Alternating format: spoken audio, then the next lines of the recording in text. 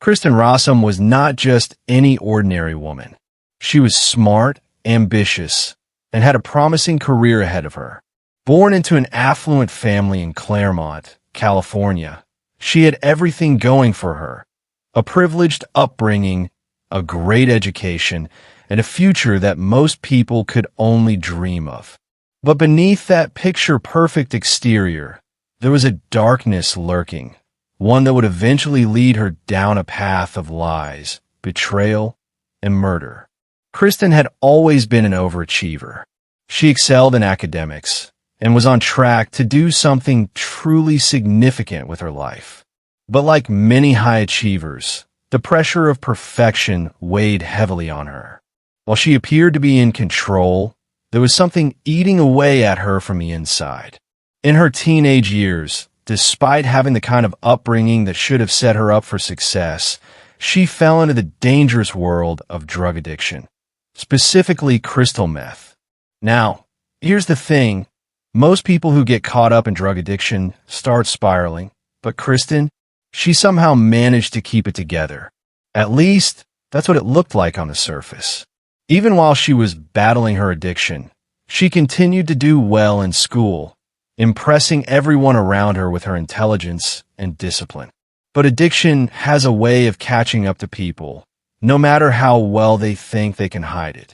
Eventually, it started to interfere with her life.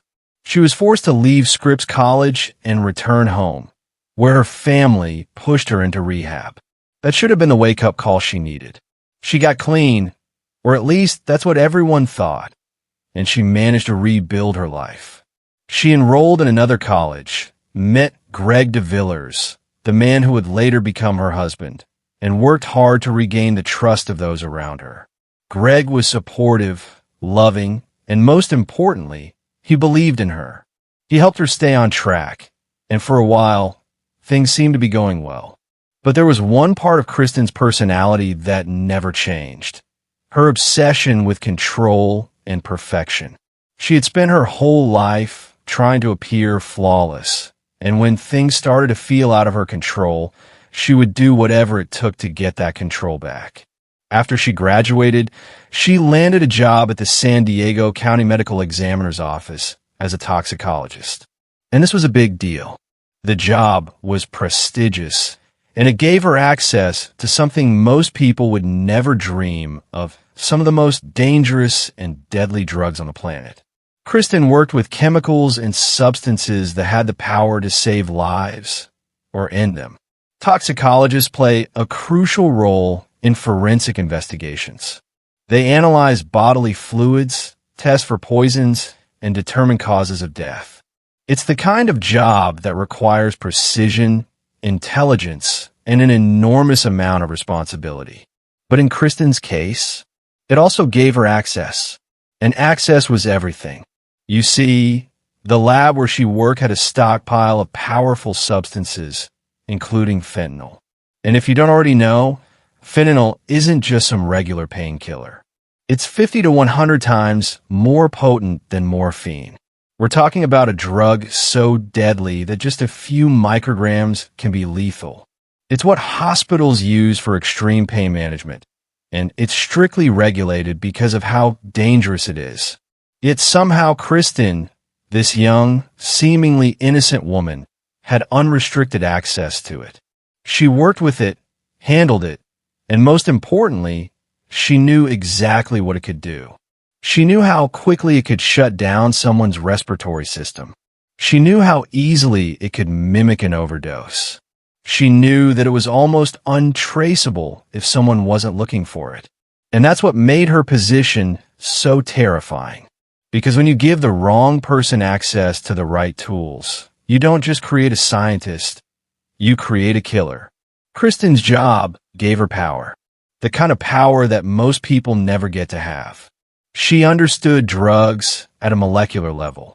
She could calculate exact doses, predict reactions, and determine how long a substance would stay in the body before it became undetectable. And with that knowledge, she could do the unthinkable and get away with it. At least, that's what she thought. Now, here's where things started to get even more disturbing. As much as Kristin was in a position of authority, she was also in a downward spiral. Her marriage to Greg wasn't as perfect as it seemed. She had started having an affair with her boss, Dr. Michael Robertson, a married man who was charismatic, powerful, and exactly the kind of guy Kristin was drawn to. With him, she felt like she had control again. Their affair was intense, reckless, and all-consuming. And Greg? He became an inconvenience. By the time Greg realized what was going on, it was already too late. He knew something was off. He suspected Kristin was using drugs again. He suspected she was cheating. And most importantly, he knew she had access to things that could kill someone without leaving a trace. And that's when Kristin made a choice. On November 6th, 2000, Greg was found dead in their apartment. The cause? A fentanyl overdose. The same fentanyl that Kristin worked with every single day. The same fentanyl that she had stolen from her lab just days before. She had taken everything she knew, her education, her experience, her access to deadly chemicals, and used it for the ultimate crime. When investigators started looking into her, it didn't take long for them to put the pieces together. Kristin had the motive. She was in love with her boss and wanted to get rid of her husband. She had the means. She had stolen fentanyl from her job. And she had the opportunity.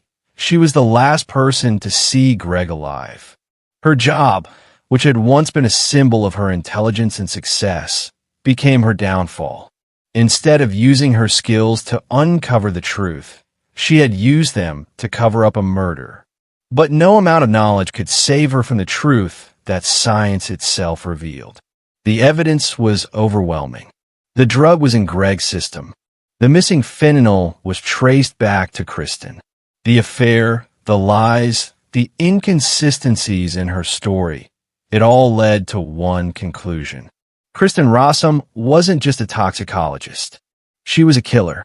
Kristin Rossum was the kind of girl who seemed to have everything figured out. She grew up in an affluent and highly educated family in Claremont, California. Her father was a respected professor, and her mother dedicated her time to raising her children. Kristin was bright, talented, and had the kind of future most parents dream about for their kids. She was a straight-A student, ambitious, and incredibly driven. From a young age, she had set her sights on something greater. She wanted to stand out. She wanted to be special. She wanted people to look at her and see perfection. And for a long time, that's exactly what she gave them. But behind the polished exterior, behind the awards, the perfect grades, the smiles, and the future full of promise, Kristin was hiding a dark secret. She was addicted to crystal meth. Now, when people think of meth addiction, they usually picture something entirely different. They imagine someone whose life is spiraling out of control, missing teeth, sunken eyes, erratic behavior. But that wasn't Kristin. She wasn't the stereotype. She was high-functioning. Kristin managed to do what so many addicts cannot: hide it. And not just from her teachers and classmates, but from her own family. She was still excelling in school, still charming, still the golden girl. And because of that, no one suspected what was really going on. Her addiction didn't start overnight.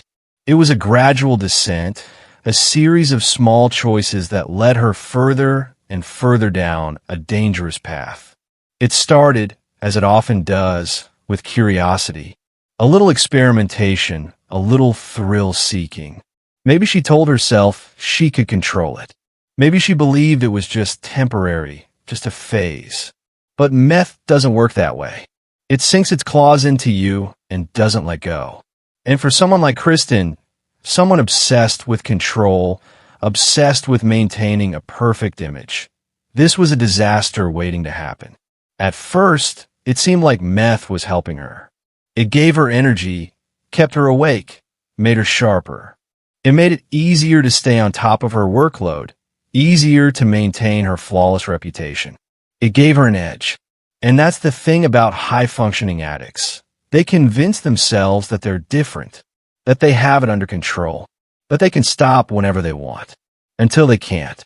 Meth wasn't just a tool for Kristin, it became a part of her daily life.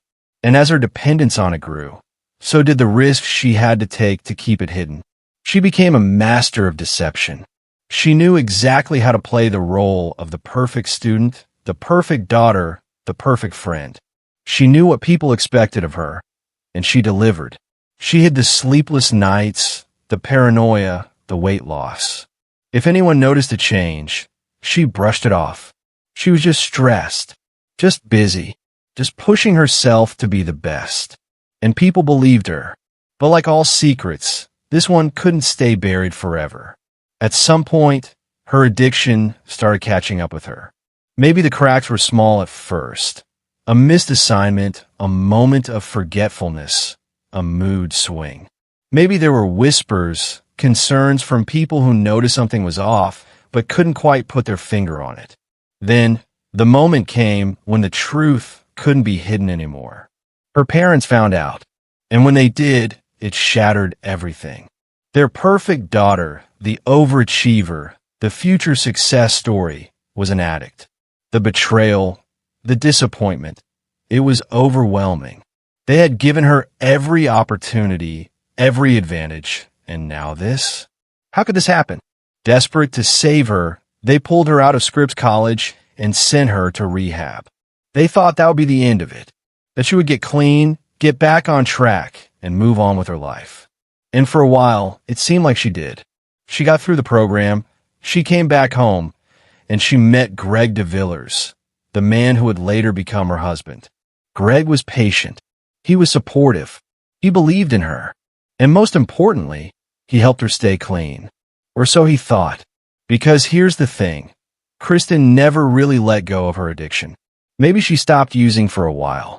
Maybe she convinced herself that she was done with that part of her life. But addiction isn't just about drugs. It's about something deeper, about control, about escape, about filling a void.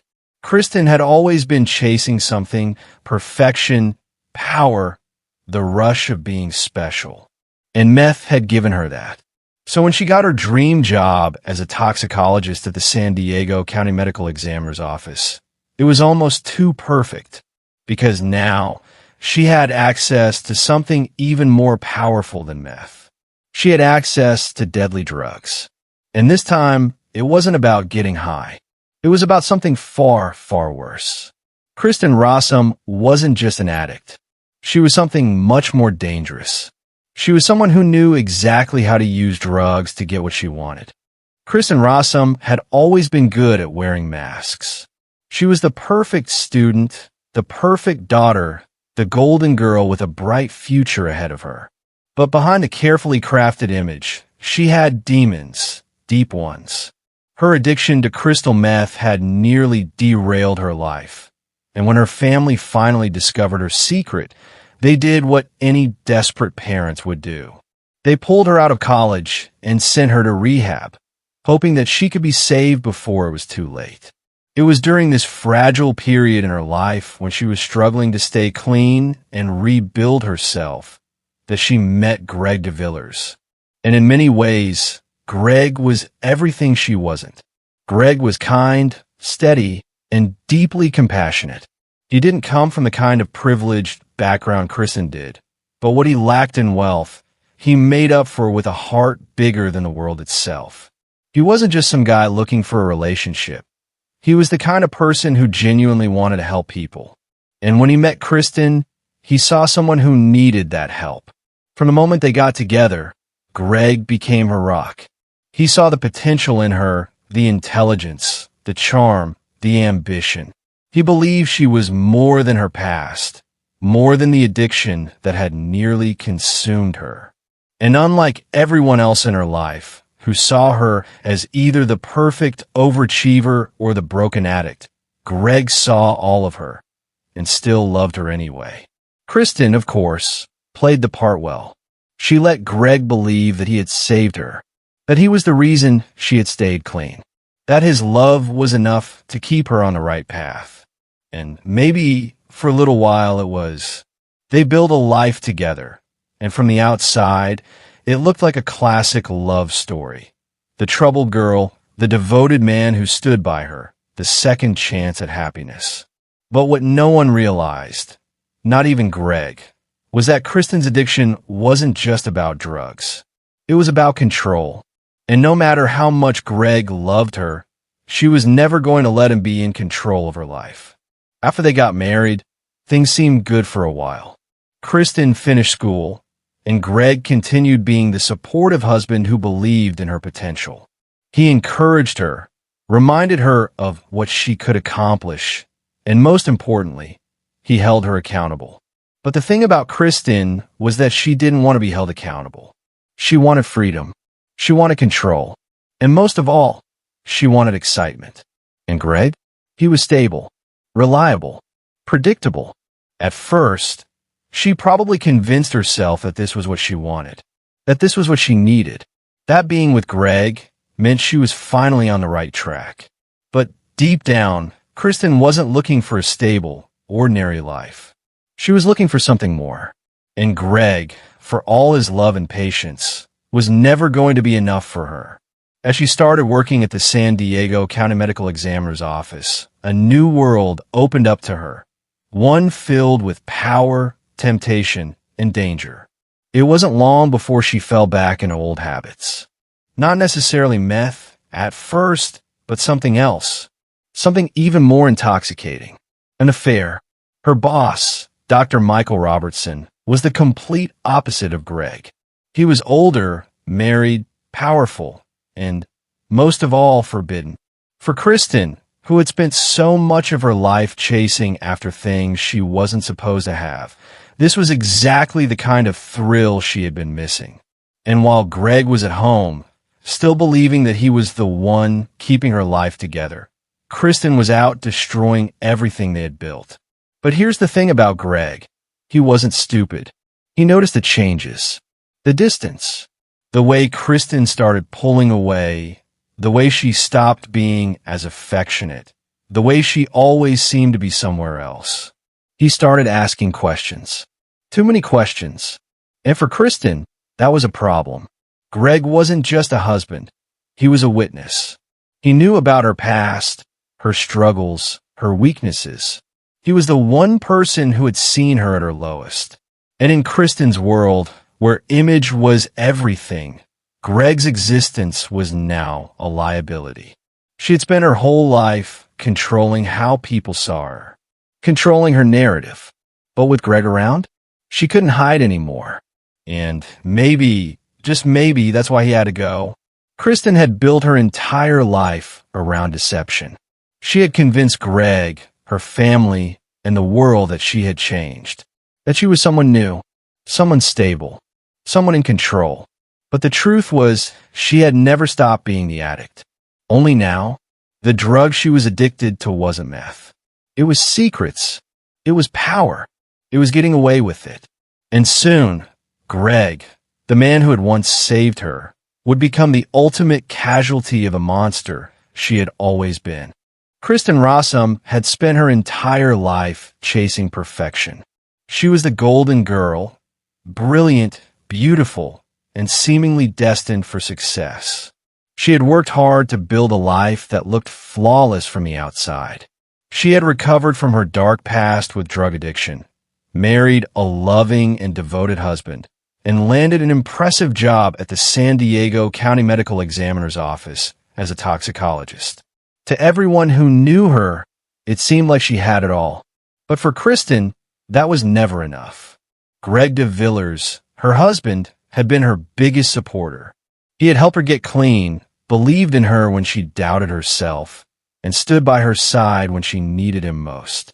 But as time went on, Kristin began to see Greg as something else, not as a partner, but as a burden. She had changed, or maybe she hadn't changed at all. Maybe she had just gotten better at hiding who she really was. Greg was steady, predictable, and safe. He was the kind of person who wanted a simple, honest life. But Kristin was always drawn to excitement, to danger. And that's where Dr. Michael Robertson came in. Dr. Robertson was nothing like Greg. He was older, powerful, and in a position of authority. He was an Australian forensic toxicologist and Kristin's direct supervisor at the medical examiner's office. He was well-respected, charismatic, and had an air of confidence that Kristin couldn't resist. There was just one problem. He was married. But for Kristin, that only made him more appealing. At first, it might have seemed innocent enough. Maybe it started as just a little flirtation in the lab. Harmless glances, inside jokes, a connection that neither of them acknowledged but both felt. Maybe Kristin convinced herself that it wasn't serious, that it was just something to break the monotony of her job. But then it escalated. Late-night meetings, private conversations, small touches that lingered just a little too long. And then, the moment came when there was no turning back. Kristin and Dr. Robertson began a full-fledged affair.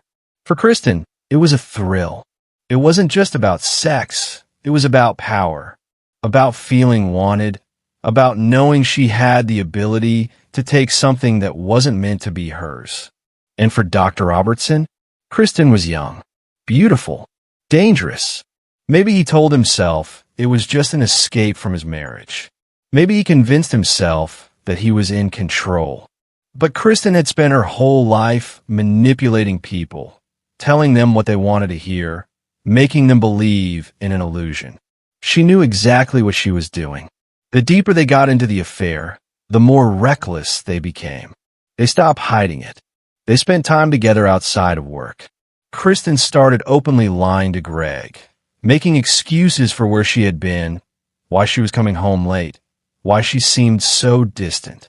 But Greg wasn't blind. He knew something was wrong. He had always trusted Kristin, always believed in her, but now he saw the signs. The coldness, the secrecy, the way she looked at him like he was in the way. And Greg made one fatal mistake. He confronted her. He told Kristin that he knew something was going on, that she was pulling away, that she wasn't the person he had fallen in love with anymore. And Kristin, she saw only one way out. Because here's the thing, Kristin didn't just want an affair. She wanted a new life. She wanted to be with Dr. Robertson. But there was one big problem standing in her way. Greg. If Greg exposed her, if he told people what was happening, if he refused to let her walk away without consequences, her perfect world would come crashing down. So Kristin did what she had always done. She took control. And this time, that meant making Greg disappear. Kristin had spent years learning about deadly substances. She had access to fentanyl, a drug 50 to 100 times stronger than morphine. She knew how it worked. She knew how quickly it could kill someone. She knew it could be made to look like an overdose. And on November 6th, 2000, Greg de Villers was found dead in their apartment. Kristin claimed he had been depressed, that he had taken his own life. She played the grieving widow perfectly, crying, devastated, lost. But investigators weren't so easily fooled. The evidence didn't add up. Kristin's affair with Dr. Robertson was quickly discovered. Her access to fentanyl became a crucial piece of the case. And suddenly, the woman who had spent her life controlling every detail of her image was losing control. As the investigation deepened, it became clear Greg's death wasn't a suicide. It was murder. And at the center of it all, Kristin Rossum. She had risked everything for Dr. Robertson. But when the truth came out, Dr. Robertson ran. He denied everything. He left her behind. And suddenly, Kristin wasn't the one holding the power anymore. She had thrown her entire life away for a man who had never planned to save her. And now, she would have to face the consequences alone. November 6th, 2000 was supposed to be just another Monday. A normal, uneventful day. But for Greg de Villers, it would be his last. That morning, a 911 call came in from an apartment in La Jolla, California. A young woman, distraught and panicked, sobbed into the phone, telling the dispatcher that her husband wasn't breathing. She sounded desperate, terrified, The kind of grief-stricken wife who had just found the love of her life unresponsive in their home. When paramedics arrived at the scene, they found Greg de Villers lying on the bed. His body was motionless, his skin cold. He was unresponsive, and there was nothing they could do. He was gone. But something about the scene wasn't right.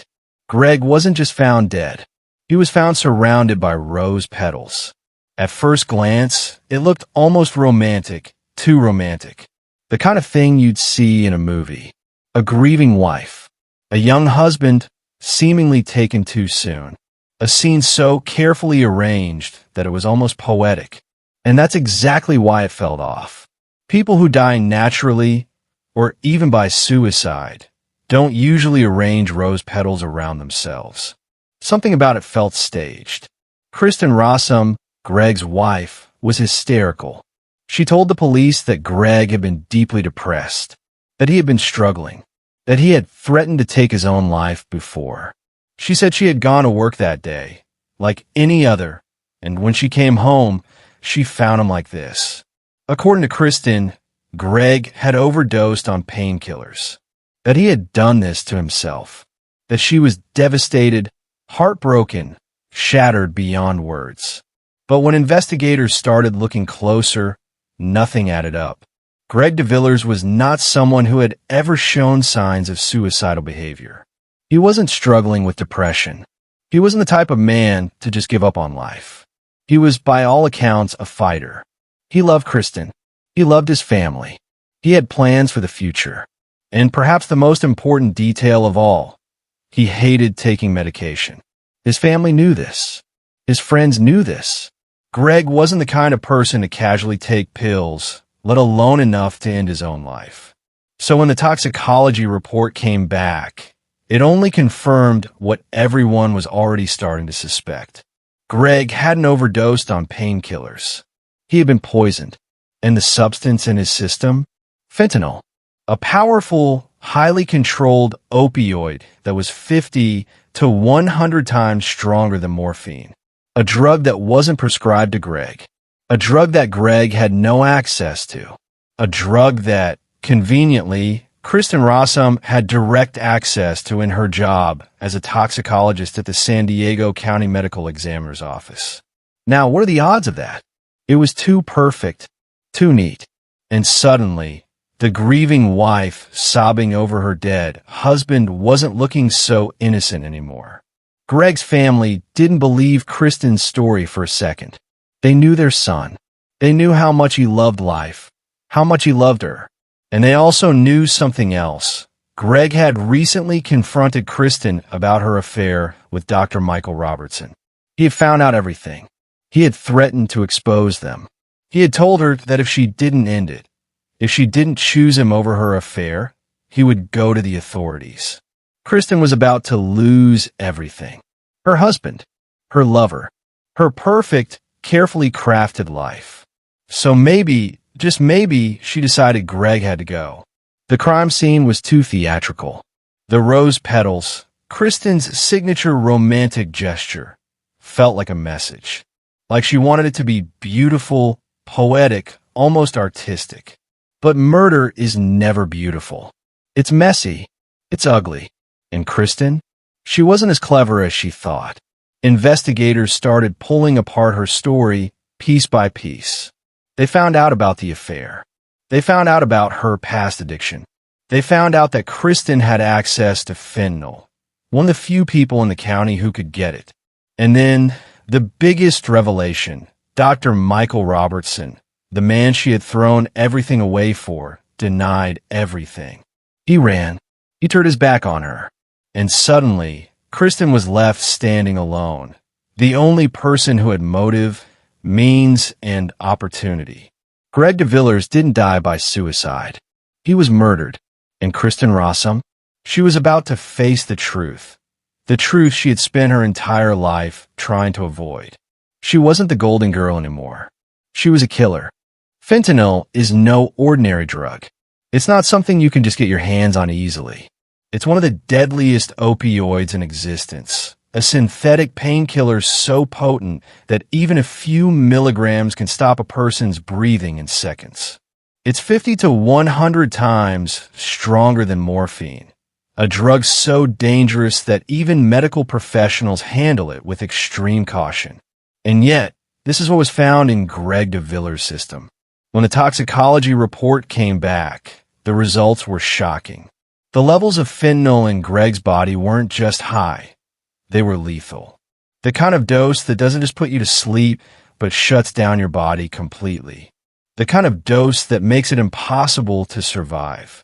At first, authorities treated his death the way they would with any suspected overdose. On paper, it seemed like a tragic but straightforward case. A man who had supposedly been struggling, who had access to medication, who had, for whatever reason, chosen to end his own life. That was exactly how Kristin Rossum wanted it to look. From the very beginning, she played the role of the grieving widow flawlessly. She cried, she mourned, she told anyone who would listen that Greg had been depressed, that he had felt like a failure, that he had given up. She painted herself as a loving wife who had done everything she could, but in the end, Greg had made his own choice. But there were problems with that story. First, Greg had never been prescribed fentanyl. It's not the kind of drug you can pick up at a pharmacy or borrow from a friend. It's a highly controlled substance used in hospital settings for extreme pain relief, usually for cancer patients or major surgeries. Greg didn't have a prescription. Greg didn't have a medical condition that required fentanyl. And yet, somehow, it was in his body. The next red flag? The way the overdose happened. Most people who overdose on fentanyl don't do it in some peaceful, poetic way, lying in bed with rose petals scattered around them. That's not how drug overdoses work. Fentanyl isn't like taking a sleeping pill. It's brutal. It shuts down your respiratory system, causing a person to suffocate as their body stops functioning. It's a painful, terrifying way to die. But Greg was found lying peacefully, as if he had simply drifted off. It was too perfect, too staged. And then there was Kristin's job. Kristin wasn't just some random person with no knowledge of fentanyl. She was a toxicologist at the San Diego County Medical Examiner's office. She worked directly with substances just like this. She knew exactly how much fentanyl it would take to kill a person. She knew how to administer it. She knew how to make it look like an overdose. And if anyone had access to fentanyl outside of a hospital setting, it was her. The more investigators looked, the more the pieces didn't fit together. Greg's family never believed the overdose story. He had no history of drug use. He was a healthy man with no medical conditions, no reason to have fentanyl in his system, no reason to want to die. And most of all, he had just discovered Kristin was having an affair. Greg had confronted Kristin about Dr. Michael Robertson, her boss, the man she had been sneaking around with behind Greg's back. And Greg wasn't just upset. He was ready to expose them. He told Kristin that if she didn't end the affair, he would go to the authorities. And Kristin had spent her whole life getting away with things. She had gotten away with her past drug addiction, hiding it behind good grades and a perfect image. She had gotten away with her affair, lying to Greg's face while running to another man's arms. And now, she was trying to get away with murder. But the evidence was piling up against her. The toxicology report proved that Greg didn't just take fentanyl. He had been given fentanyl. Someone had drugged him. And the only person who could have done it? The woman who shared his bed. Kristin had underestimated just how closely investigators were paying attention. At first, they might have believed the overdose theory. But now they were certain. This wasn't a tragic suicide. This was cold-blooded murder. And the overdose ruling? That was just the beginning of Kristin Rossum's downfall. Kristin Rossum had always been good at hiding things. She had hidden her crystal meth addiction for years, maintaining perfect grades and a picture-perfect image while secretly spiraling into darkness. She had hidden her affair with her married boss, Dr. Michael Robertson, lying to her husband Greg de Villers while sneaking around behind his back. And now, she was trying to hide murder. On the outside, she played the role of the devastated widow perfectly. She wept at Greg's funeral. She told friends and family that he had been depressed, that he had overdosed, that there was nothing she could have done. She wanted everyone to believe that she was just another woman who had lost the love of her life in a tragic and senseless way. But what she didn't realize was that investigators were already one step ahead of her. The toxicology report had come back, and it revealed something shocking. Greg de Villers had died from a lethal dose of fentanyl. Fentanyl isn't just any drug. It's a powerful synthetic opioid, so dangerous that even a few milligrams can stop a person's breathing in seconds. It's tightly controlled, only available in hospitals and medical settings, and almost impossible for the average person to get their hands on. So how did Greg end up with a fatal dose of it in his system? Investigators started digging into Kristin's background, and one fact became impossible to ignore. Kristin had access to fentanyl. She worked as a toxicologist at the San Diego County Medical Examiner's Office, a job that gave her direct access to all kinds of dangerous substances, including the very drug that killed her husband. And when detectives looked closer, they found out that fentanyl had gone missing from her lab just days before Greg died. Kristin thought she was smarter than everyone else. She thought she could take the drug, use it, and no one would ever notice. Maybe she assumed no one kept track of the amounts. Maybe she thought she could cover her tracks well enough that it wouldn't raise any red flags. But she was wrong. The missing fentanyl was immediately suspicious. It wasn't something that could just disappear without an explanation. And now that it had shown up in Greg's body, it was the smoking gun. The evidence was overwhelming. Greg had never been prescribed fentanyl. He had no reason to have it, no way to obtain it, no history of drug use that would explain its presence in his system. But Kristin, she had the means. She had the opportunity. And most importantly, she had the motive. Greg had just confronted her about her affair. He had told her that he knew about Dr. Robertson, that he wasn't going to just let it go. He had threatened to expose her, to ruin the life she had so carefully crafted. If Greg went public with what he knew, Kristin could lose everything. Her marriage, her job, her reputation, and worst of all, her lover. Dr. Michael Robertson was a respected forensic toxicologist. If it came out that he was having an affair with a subordinate, he could lose his career, his reputation, his family. Maybe Kristin believed that if Greg were gone, she and Dr. Robertson could finally be together. Maybe she thought that if she played the grieving widow well enough, no one would suspect a thing. So she made a decision. She took the missing fentanyl. She went home to Greg, and somehow, some way, she gave it to him. We don't know exactly how she did it. Did she slip it into his drink? Crush it up into his food? Maybe she convinced him to take it, lying and telling him it was something else. Maybe she simply waited until he was asleep and injected him with a fatal dose. But what we do know, Kristin Rossum stole fentanyl from work just days before Greg was found dead in their bed, surrounded by rose petals. And now, investigators knew it too. She thought she could cover her tracks. She thought she could play the victim. But the truth was closing in, and it wouldn't be long before the golden girl of toxicology became the prime suspect in a cold-blooded murder. Kristin Rossum had a story, and she was sticking to it. Greg de Villers, her loving husband, the man she had promised to spend her life with, had taken his own life. That's what she told the police. That's what she told his family. That's what she told anyone who would listen. She painted a picture of a deeply depressed man. A man who had lost all hope, who saw no way forward. A man who had made a tragic, irreversible decision to end his suffering by overdosing on painkillers.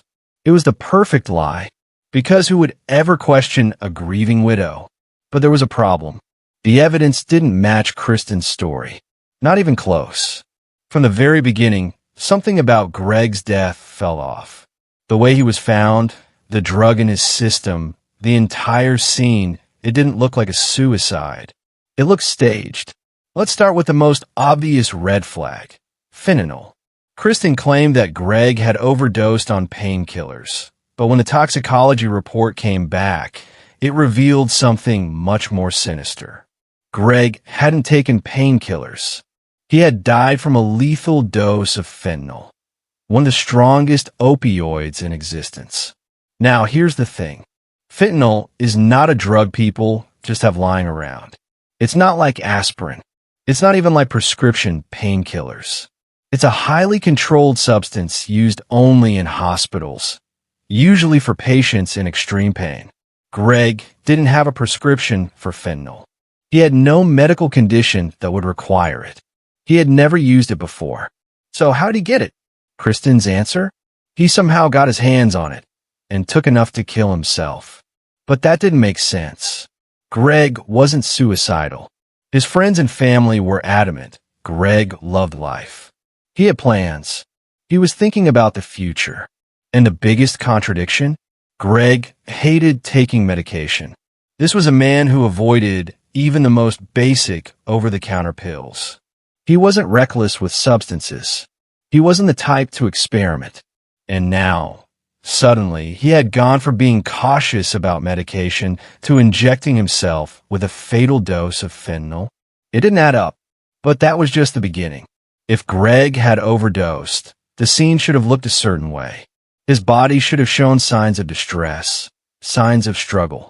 Instead, he was found lying peacefully on the bed, surrounded by rose petals. Kristin's signature romantic gesture. It was too perfect, too neat. Real overdoses don't look like that. When people take a lethal dose of fentanyl, they don't just drift off into a poetic sleep. It's a violent process. The body shuts down. Breathing slows, muscles seize up. It's not beautiful. It's brutal. Yet Greg was found as if he had been carefully arranged. Like someone had set the scene. Like someone had wanted to create a story. And then there was Kristin herself. At first, she played the role of the grieving widow perfectly. She cried. She collapsed in the arms of her friends. She told the police how much Greg had been struggling, how she had tried to help him, how she never saw this coming.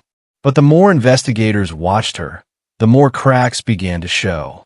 Kristin wasn't just grieving, she was acting. And she wasn't doing it very well. Just days after Greg's death, her behavior seemed off. She was still going to work. She was still seeing Dr. Michael Robertson, the boss she had been having an affair with. She didn't seem like someone whose world had just fallen apart. She seemed like someone who had just gotten away with something. But then, her story started falling apart. Investigators discovered that Kristin had stolen fentanyl from her job just days before Greg died. So now, there was no question about how Greg got the drug. Kristin had access to it. Kristin had stolen it. Kristin had been the only person who could have given it to him. Greg didn't take his own life. Greg was murdered. And the woman who claimed to love him? She was the only person who had the means, the motive, and the opportunity to do it. Kristin Rossum thought she had spun the perfect lie. But the truth was unraveling fast. Kristin Rossum had spent her entire life manipulating people, hiding her darkest secrets behind a carefully constructed facade. She had been the straight-A student, the homecoming queen, the bright and promising toxicologist. She had fooled her family, her friends, her husband. And for a while, it seemed like she might fool the police too. But in the end, the truth always comes out. By the time Kristin's trial began, the prosecution had built an airtight case against her. Every single piece of evidence pointed to one conclusion. Greg de Villers had not taken his own life. He had been murdered. And the person responsible? The woman who had claimed to love him. The prosecution laid it all out for the jury. Kristin had been having an affair with her boss, Dr. Michael Robertson. When Greg found out, he confronted her. He told her that if she didn't end the affair, he would expose everything. And Kristin? She couldn't let that happen. She had access to fentanyl, a drug so powerful that even a tiny dose could shut down a person's breathing in minutes. She had stolen it from work just days before Greg's death. And then, on November 6th, 2000, she had used it to kill him. But it wasn't just the physical evidence that sealed her fate. It was her own lies. Kristin had tried to convince the world that Greg had been depressed, that he had overdosed, that it was all just a tragic accident. But Greg's family never believed it. Neither did the police. Neither did the jury. And neither did Dr. Michael Robertson. The very man Kristin had destroyed her life for turned against her. Robertson fled the country, moving back to Australia, and completely denied any involvement. He refused to testify in her defense. He left her alone, just like Greg had warned she would be. Kristin had done everything for this man, lied, cheated, and even killed. And in the end, she meant nothing to him. The jury saw Kristin for exactly what she was, a manipulative, selfish woman who would do anything to get what she wanted. They deliberated for only 6 hours. When they returned, the verdict was clear. Guilty. Kristin Rossum was convicted of first-degree murder. The judge didn't hold back. She was sentenced to life in prison without the possibility of parole. No second chances. No appeals. No way out. Kristin, who had once been the golden girl, the promising toxicologist with a bright future, was now just another convicted murderer, trading her designer clothes for an orange jumpsuit, trading her high-paying job for a prison cell. She had wanted a life of passion, of forbidden romance, of reckless excitement. Instead, she got a lifetime behind bars. Dr. Michael Robertson, the man at the center of Kristin Rossum's web of lies and deceit, managed to escape the consequences of his involvement in one of the most twisted and shocking crimes in San Diego history. While Kristin's world crumbled, he disappeared, leaving behind nothing but a trail of betrayal and unanswered questions. It all started with an affair. Dr. Robertson, a married man and Kristin's boss at the San Diego County Medical Examiner's office, had a relationship with her that was both dangerous and forbidden. Kristin, a toxicologist who had access to controlled substances, used that power and influence to manipulate the situation, and the two carried on their affair in secret, unbeknownst to her husband, Greg de Villers. Greg, as it turned out, was no fool. He eventually discovered the affair and confronted Kristin about it. The confrontation wasn't just emotional. It was the beginning of the end for both Kristin and Dr. Robertson. Greg told her that he was going to expose the affair, and that was the tipping point. Kristin, desperate to keep the affair hidden and protect her future with Dr. Robertson, made the decision to kill her husband.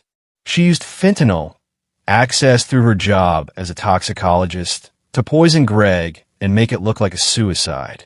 When Greg was found dead, the authorities were quick to suspect foul play. As Kristin spun her web of lies, claiming that Greg had overdosed on painkillers and taken his own life, the evidence against her began to mount.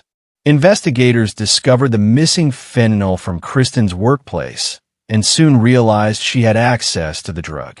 Her carefully constructed story began to unravel as they connected the dots.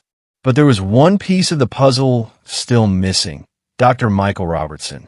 At the time of the investigation, Dr. Robertson, who had been living in San Diego, was a key figure. He had been the man Kristin had risked everything for. But as the police closed in, it became clear that he wasn't going to be there to face the consequences of his involvement in the crime. Instead of standing trial alongside Kristin, Dr. Robertson made a bold move. He fled the United States. In a decision that would haunt the investigation, Robertson took what appeared to be a calculated risk. He left the country and moved to Australia, where he could escape the reach of U.S. authorities. While Kristin faced trial and conviction for first-degree murder, Robertson disappeared into the shadows, leaving behind a devastated family, a dead husband, and a trail of betrayal. His escape to Australia effectively shielded him from prosecution.